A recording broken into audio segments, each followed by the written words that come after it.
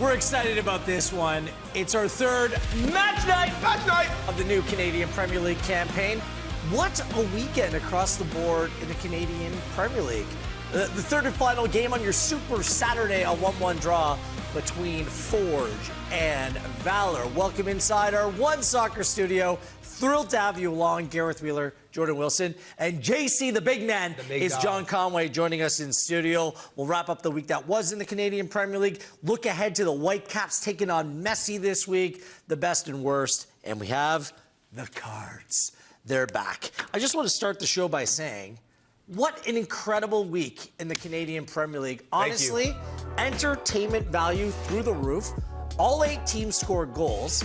Two sides that were kind of negative against heading into the week. Valor and Vancouver both impressed.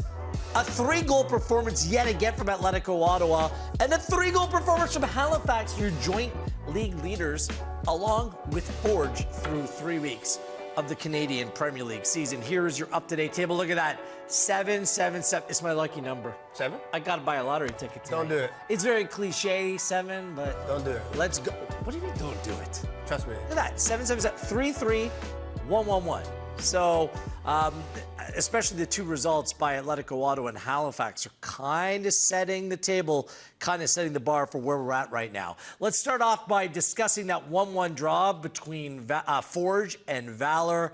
Again, drama personified right to the end. Valor opened the scoring. I thought they played very well in the balance of it, John. Over the course of the game, this goal deserved it. The question was there a foul on this play? Free up acres of space. Ivremovic pops it up. Did he catch him a little bit underneath?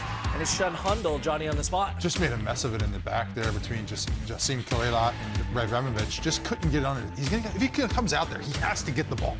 He has to make a play on it. Is that a foul? No, not a foul for me. Jordan, foul? Nope, I said at halftime, I said no, not a foul. It's very light. You see here as well, Forge, Ashiodi Janssen, we talked about in the pregame, he's a center back. Look at that ball that he plays. This probably touches the moon, John, and I just want you to talk about the keeper's positioning there. Listen, this is a really tough ball to deal with. We actually trained this a bunch of times with Toronto FC for these one time that it happens throughout the year, and that's the one time. He can't go with a punch there. 2 hands, open hand, tip it over the bar. You go with a punch, and it just makes a mess of it. It was the best of times for Brian Wright. He opened up his Forge account, missed one. That's got to be on target in that moment. Also on that goal, Mobabuli out through injury. Handball ruled on Dante Campbell. That arm was out. Upsets Dan Nimick. Big stop by Viscosi and completely redeems himself. Does he ever redeem himself? Nimick doesn't disguise it very well, and Viscosi reads it, gets a great push, and a huge fall. Great save. And a big moment, especially when you kind of feel like you owe your team something. At the death, Forge sloppy again. Torta can't have 2 bites to set up goals in one game. Miles Morgan, good effort. Just couldn't wrap his foot around it. Has to get his body over that one, right? But he was excited. This is the last kick of the game, nearly. Great game. Valor, effort, energy, intensity. Come on, Valor. Yeah, this man believes in Valor. Are you much more encouraged by your Valor playoff prediction based upon what you saw here today? That has to be the base. Obviously, health needs to be on their side, like a Fernandez, Campbell, Hondo. These guys need to play 26 out of 28 games and make sure that they lead the lines. I thought Faria, I thought Antonoglu was exceptional on that left side. But this is that base, John, where you could build from desire, motivation, intensity, energy. Then that quality will raise. Obviously, for Hondo to get on the board, was it a fantastic goal, but he was in the right place at the right time? You have to be there sometimes as a number 9 to get things going. Phil Dos Santos commented this week about how bad the first game was, and he just wanted more effort out of his group. He wanted intensity, he wanted aggression. I think he got it today. They came out flying. They were excellent to start the game, and it carried through. And again, you get Sean Hondo, get him in front of the net, falls to his feet, put it away, open your account, get going, get some energy, get some confidence, and keep moving on. Wheels, this is the issue I have with Valor. I back them because of their potential, but I also just think it's time. Maybe it is a tad bit of hope, but they just played at a level. So when they're playing a Forge and they're playing Calgary, they play up. When you're playing Vancouver or York or a team that's around you, they dip. They have to stay up 9 out of 10 every week. If they can do that, I'm telling you, they'll be there, and no team will want to play them. Zachary Fernandez is a huge addition to that team. And even the starting 11, bringing in a player like Reza Rassau, I think he just keeps you more honest from an attacking perspective, keeps you ticking over. Let's go through the flashpoint for Valor again. The mistake by Viscosi. We're kind of speaking over the highlights, but it's worth showing you again. Brian Wright doesn't care how that ball goes into the back of the net. He's going to take it to open his Forge account, especially after some of the misses that he's had.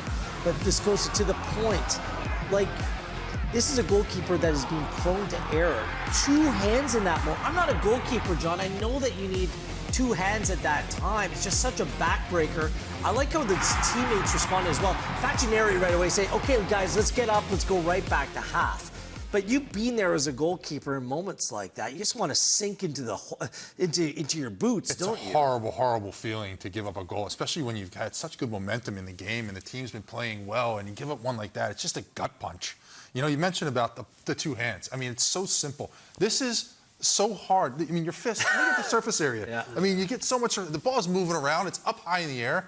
You got to get 2 hands on it and just tip it over the bar. As I mentioned, we train that probably once a month. Just those awkward high ones that get kind of in traffic, and you have to deal with them a certain way. And when you're comfortable, when it's coming down over top, you just got to get something on it and get it out of the danger area. I remarked during the game there was an open cross as well that came over. He decided to punch rather than gather. Yeah. Is that like just a goalkeeper that's not confident in between 2 spots? Yeah, it's not. It's confidence. It's confidence, and his decisions are already made before he's able to read the action. And when you're making decisions before you see what's coming to you, these mistakes happen. Here's a $1 million question. Have you had a doozy like that one? One where it kisses the moon and comes down and you didn't tip it over? Oh, nightmare. I've had a few nightmares. Ones that keep me up at night still to this day. It's funny now when you're looking at a game and like something happens and you're like, well, I've taken out a guy in the box. I've done that. Yeah. Let's show you the save again because it's very much a sports cliche from 0 to hero. But what's crazy about this, Viscosi's only ever saved 1 pen in the Canadian Premier League. He came off the boot of Dan Nimick last season. Dan Nimick has only missed 1 penalty in the CPL, and that came via that save last year by Viscosi. So, is it a case of sometimes a goalkeeper is just a good matchup against a player? Like Dan Nimick is being straight cash money on penalties. As the media, we have to throw things out there. Is Viscosi Dan Nimick's kryptonite? Maybe from the spot. Look, Nimick runs up, and I agree with what you say. He kind of telegraphs it. But he feels good from 12 yards. He's almost automatic. Yeah. You feel like Nimick's going to be the guy, and I think a question mark for Forge coming into the season was who's going to be the one to put the ball down 12 yards away and take, was it Borges, Becker, Brian Wright takes pens, Babuli. Nimick puts it down. Now does he move back on that role? Is he going to take the next one? There's just questions that you have to ask, but Viscosi, he's the hero in that moment. It's one of these weird quirks of the Canadian Premier League. Valor has more wins than any other team against Forge. Come away with another result every time these 2 teams play. It's very competitive. Yeah. I remember games where Valor has lost.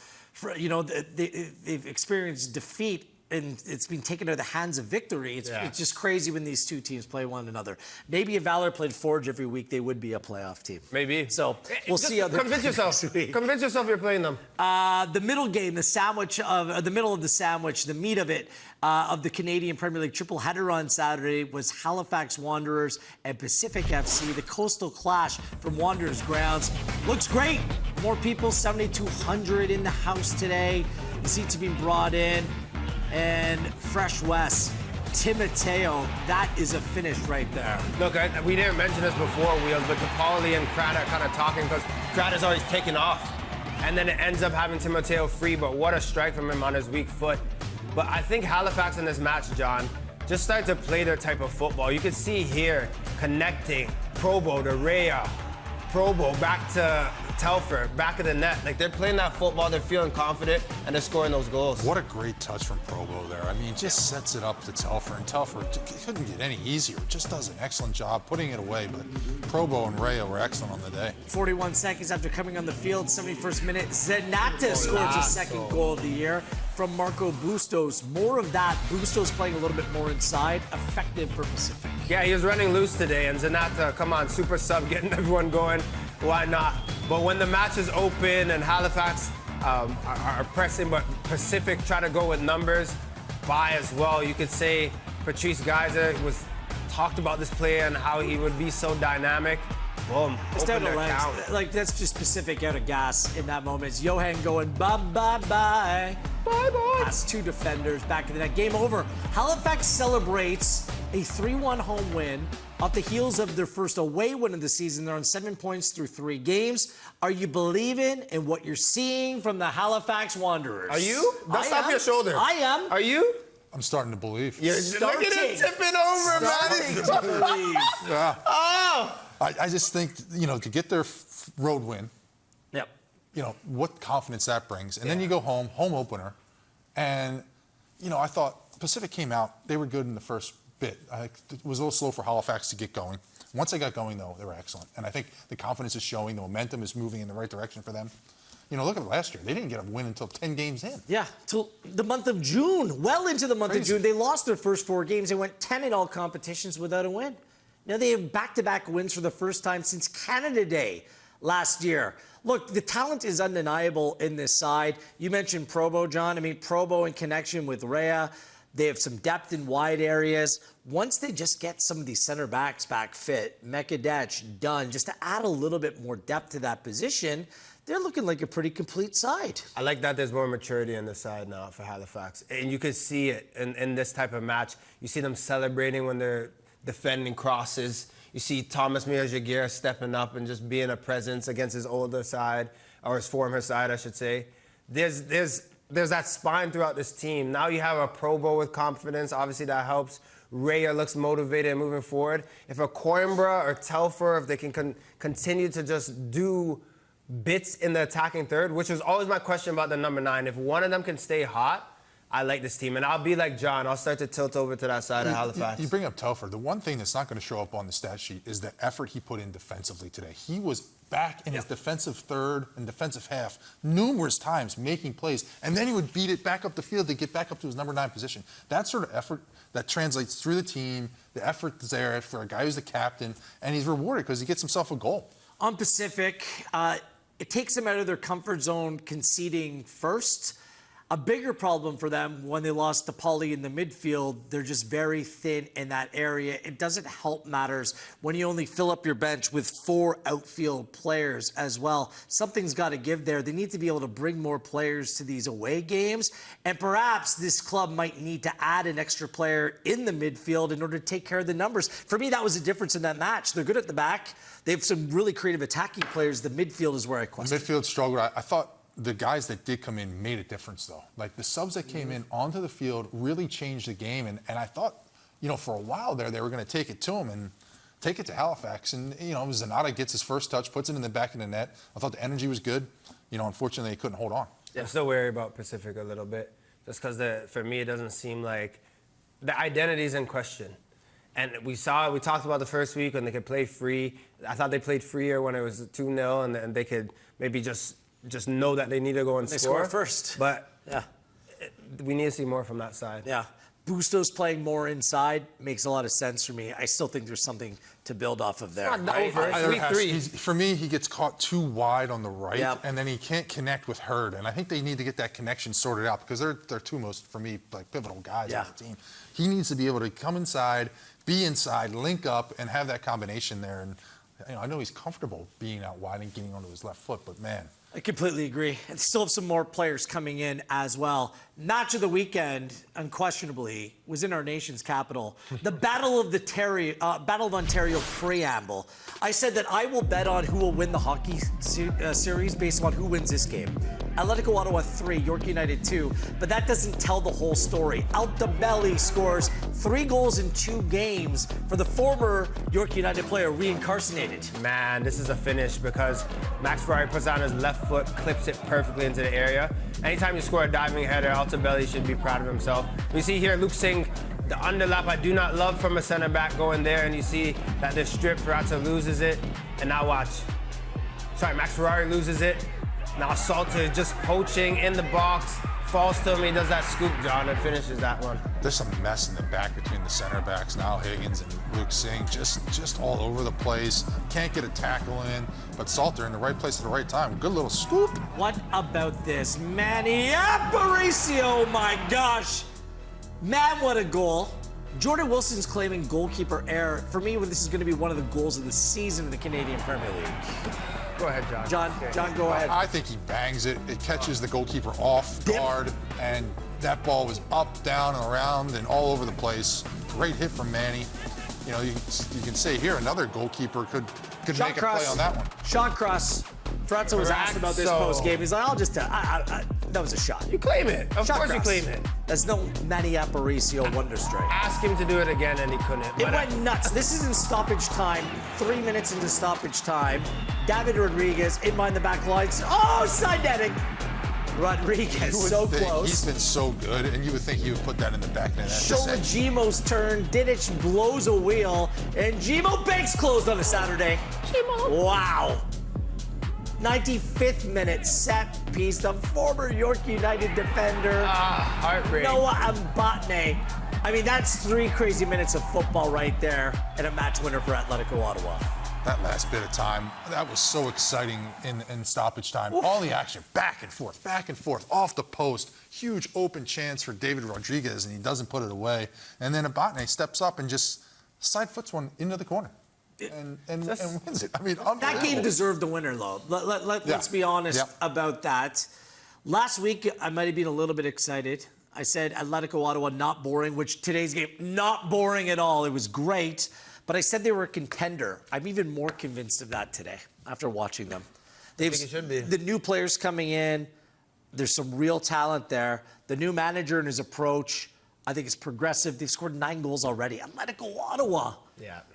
What we know about the CPL, this is a league of runs, right? When a team feels good, when they're feeling hot, they're feeling sexy, they're getting the job done, you start to believe in them. But it's hard to ignore Atletico Ottawa and what they're doing and how they've built their team with the players that they have and the way that they're playing this game. Atletico Ottawa, in the history of their club, they would have had the game at 2-2, protect what you have, 11 behind the ball, kick the ball out, waste some time. They were going for it. David Rodriguez fell to the ground, had his head in his hands because he's like, I blew my opportunity. They still went on to put center backs forward, to finish chances. They're an exciting team. Diego Mejia said this week that he doesn't care as much about the defensive end. He cares about scoring one more goal than the opponent. And you can see it. I mean, they just want to bomb forward, get forward, exciting football. You got to love it. Let's talk about Diego Mejia. Post-match, I think we've all been impressed by David Rodriguez and the start that he's had in the Canadian Premier League.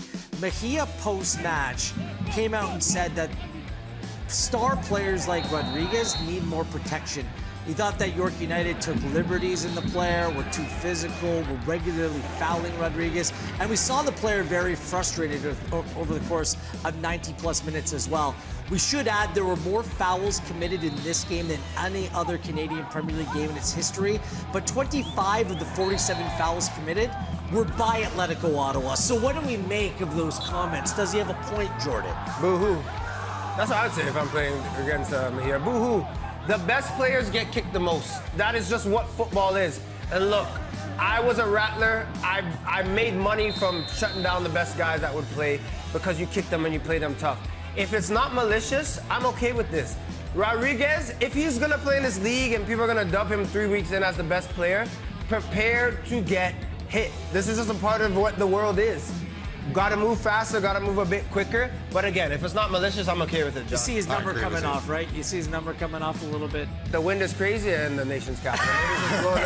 John, you agree? I agree. Listen, you're the best player. You're going to have a bullseye on your back, and you're going to get hit. You're going to try to get thrown off your game. He's been so good the first couple of weeks that I would probably do the same thing if I'm New York. I'd be trying to get my licks in, throw him off his game, get him frustrated, have him not make make an impact. You know what people don't talk about? Everyone talks about Messi and how great he is. You know how many times that guy gets hit?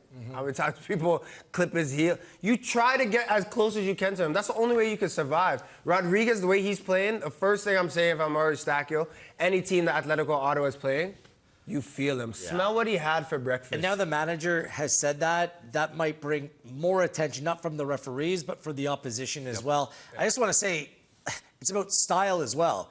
Rodriguez loves to dribble at defenders. There's naturally going to be more contact. A lot of other players in this league, most of them just try to pass it around defenders. Yeah. He tries to go straight through or around them, so he's going to take the punishment. It's just part of his style of play. All right, that's 3 of the 4 games that we broken down for you.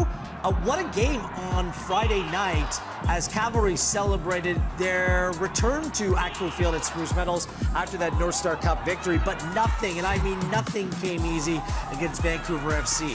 We'll break it down next on a little program we like to call Match Night. It was a Friday night affair. The CPL on TSN presented by OneSoccer, Cavalry and Vancouver FC. Vancouver FC, disappointing first 2 weeks at home. Really good start here. Taryn Campbell, the service to former Whitecap Nicholas Mosqueda. The upset was on 1-0 Vancouver FC. Big finish when those two hunt together, Campbell and Diaz. You know good things can come of it. Montgomery running back for his life because you never want to see a center back lose the ball like that, John. The Eagles were flying in this one. They had chances to put this game on ice where Diaz, just a little bit of a touch by Tobias Warshevsky. This one, Kevin Pagori, like really talented young player, in all alone.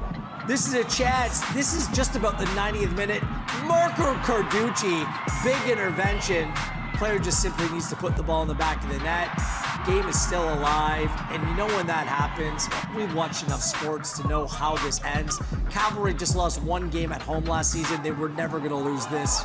Tobias Warshevsky, 90+5. Unbelievable. Ball falls right to him. Cool, composed, sets it up, strikes it far post.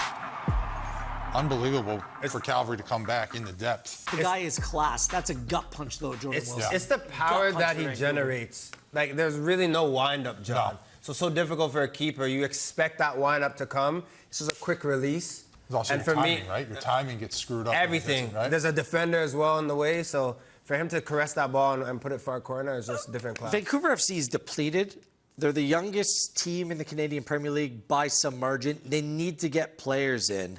But I think a performance like that gives you reason to believe that brighter days are ahead, right? Yeah. Like, there's two ways of looking at it. Like, you react negatively because you probably should have come away with a full 3 points, or you use that as motivation going forward. You got to be proud. Look, this is the best I've seen them play in the history of their club because they were connected. There wasn't a time yesterday where one of the best teams, if not the best team in the Canadian Premier League, played through them.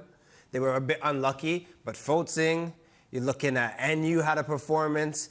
Mosqueda is a baller. Diaz, Campbell, they continue to play like that. They have something there. Ba had a great game. Look at that. How many times do you go through a Vancouver FC at the end of their match and say 6, 7 names? Yeah. Not many times. So there's a lot to be proud of when you look at this side. You know, I agree with you, Wheels. They have a lot of good youngsters, and they have a lot of good young pieces, but they really need some more veteran guys, and they need some help and just more depth. Just want a quick comment on Cavalry. Look, this team, for whatever reason, cannot win in April. They never won an April game in the Canadian Premier League, and this continues to go on and on and on. They're going to be a great team. We know what this club is all about, but the void left by Dan Klomp leaving this club, I think, is one that's being underestimated. He wasn't just a leader, the best defender in the Canadian Premier League, but a player that was so effective on set pieces and played like a midfielder at times, the way that he stepped forward. How do they go about replacing him? Because just the game model looks different without him in the team. You can't replace him. He was such a pivotal player for them. I think everybody needs to relax. It's April. This team will be there at the end, right? Like, he'll figure it out. Yeah. Tommy Wilden Jr. get these guys going the right way when it matters most at the end of the year, and they'll be in it in the end. Called the game yesterday and watched closely those center backs. Tom Field, Montgomery, absolutely competent center backs, and it happens. Look, for the 52 games I played in this league, there wasn't 52 standout performances. There were some doozies. I can remember one at Edmonton, a game I definitely want to take back. They're going to have those times, but I think losing Kobza as well has been pivotal because you had a Dan Klump and you had a Kobza that worked well together and that were healthy and played. Now that Kobza's out, you're looking at Tom Field to fill a role. Then you're asking Montgomery to be the leader in the back. These are things they have to figure out. But again, Lang's here. So Levi Lang, played for West Ham in the Conference League a few years ago. We'll see as he is integrated into the side and see what that looks like.